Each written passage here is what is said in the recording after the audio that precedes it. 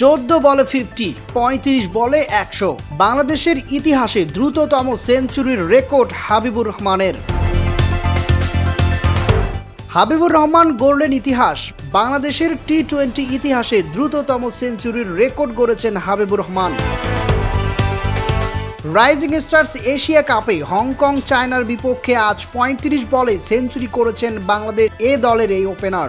এর আগে বাংলাদেশের হয়ে দ্রুততম সেঞ্চুরির রেকর্ড ছিল পারভেজ হাসান ইমনের। 2020 সালে বঙ্গবন্ধু টি-20 কাপে ফরচুন বরিশালের হয়ে 42 বলে সেঞ্চুরি করেছেন তিনি। কাতারের দোহায় গ্রুপ এ এর ম্যাচে হংকংয়ের দেওয়া 168 রানের লক্ষ্যে ব্যাটিং করতে নেমে ব্যাট হাতে ঝড় তোলেন হাবিবুর রহমান। তার এই ইনিংসে বাংলাদেশ এ দলও ম্যাচ জিতেছে 8 উইকেটে। 54 বল হাতে রেখেই ম্যাচটা জিতে নিয়েছেন বাংলাদেশ। তাতে জয় দিয়ে টুর্নামেন্ট শুরু করেছেন আকবর আলী।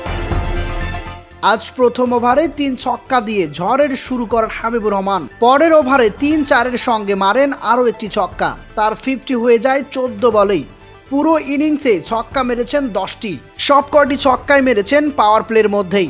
এমন ঝড়ে পাওয়ার প্লেতে বাংলাদেশ এ দল তুলেছে 107 রান।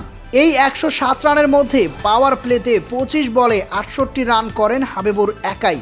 অন্য ওপেনার জিসান আলম তাকে সঙ্গ দিয়েছেন। তিনি পাওয়ার প্লেতে রান করেছেন 14 রান। সপ্তম ওভারে আউট হওয়ার আগে জিসান করেন 14 বলে 20 রান। দুই ওপেনার মিলে গড়েন 39 বলে 111 রানের দুর্দান্ত জুটি। শেষ দিকে তিনি খুব একটা স্ট্রাইক রেটও পাননি।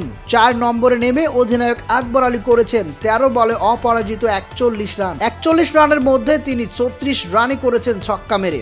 এর পথে কিঞ্চিত সাহর করা ওভারের শেষ 5 বলে মেরেছেন 5টি ছক্কা। হংকংকে হারানোর ম্যাচেও বাংলাদেশের বোলিংটা খুব একটা ভালো হয়নি। প্রথম 10 ওভারে 65 রান দেওয়া বাংলাদেশ শেষ 10 ওভারে রান খরচ করেছে 102 রান। শেষ ওভারে আবু হায়দার খরচ করেছেন 26 রান। সে কারণেই হংকং তুলতে পারে 167 রান।